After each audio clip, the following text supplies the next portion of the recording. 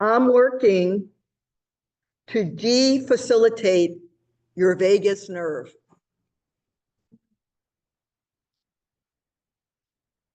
That's what physical therapist Penny Zimmerman from Integrative Physical Therapy in Westchester said to me last Thursday. Does anybody know what the word defacilitate even means? Penny explained to me that it means to calm down the vagus nerve. Now, more than a few St. Mary Magdalene community members in this area have been treated by Penny and endorse her as a gifted body worker and healer. It turns out that the vagus nerve is actually a major pathway that connects the brain to various organs, including the heart, lungs, and the digestive tract. It's a critical part of the parasympathetic nervous system. You know, I remember reading and learning this in school many, many decades ago, but it's much more relevant when one is experiencing it not working. So the vagus nerve helps to regulate essential functions like heart rate. How important is that? Pretty important. Breathing, again, digestion. But it really helps to calm the body when in fight or flight mode. After stress, lower heart rate, improve digestion, maintain homeostasis. So you might be asking yourselves, why Kathy is even talking about the vagus nerve? Well, here's why. I had really felt compressed, like part of that compression was pain. So after the session, I felt tremendous relief, less pain, and just an overall lightness. Moving was easier.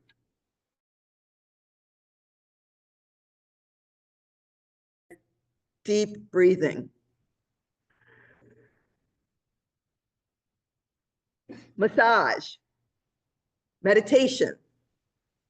Humming. Who knew? Singing, laughing, and exercise all help to reset the vagus nerve. Who knew?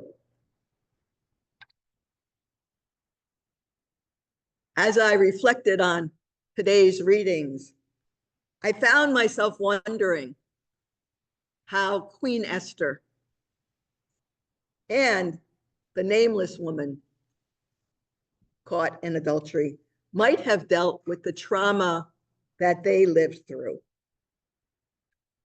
I mean, Esther lived through the Persian Empire between 483 and 473 before the Common Era, long before any of us were alive. Just as the woman in the gospel lived almost 2,000 years ago during Jesus's years of public ministry. So I want to share kind of the Cliff Notes version of Esther's story because it's not one that we hear. It's not part of the Sunday or feast day lectionaries in the institutional church. So Esther was an orphan living in Persia, being cared for by her cousin Mordecai. As a result of her great beauty, she ends up being conscripted into a harem and ultimately crowned queen. Esther, however, kept her Jewish identity a secret.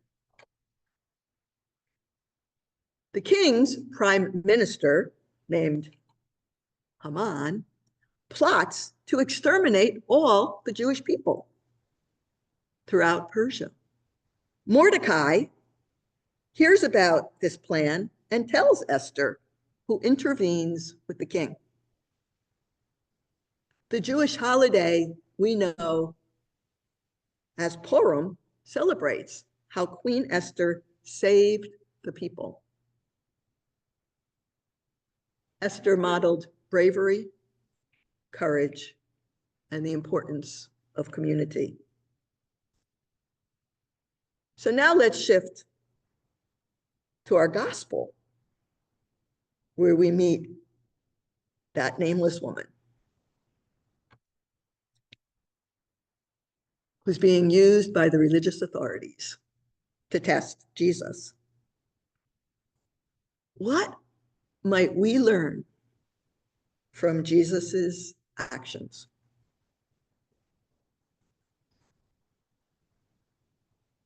Rather than defend the law, I mean, Jesus knew it. Jesus chose a course of action that shifted the dynamics and made all the difference. Latina theologian Amira Orozco, a doctoral student in systematic theology at Notre Dame, points out that this gospel is the only place that we see Jesus writing or drawing. She suggests that Jesus's scribbling in the dirt is a conscious strategy to buy time, to allow the authorities the chance to realize their violence against her, their motivation to use the woman to entrap Jesus, and to give the religious authorities a way to leave without losing face. Maybe it's not just my vagus nerve that needs to calm down. Rather than shame or blame, what if we choose to treat everyone we encounter with compassion? Perhaps one thing each of us can do day to day is practice creative, nonviolent communication that honors the humanity of people, especially when we might disagree with their actions.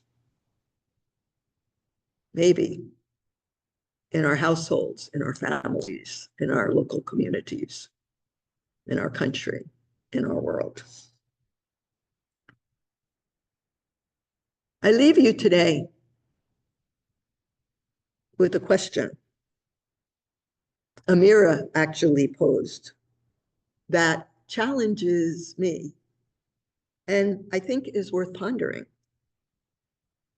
Are we able to perceive God's love working in everything, even the worst evils imaginable?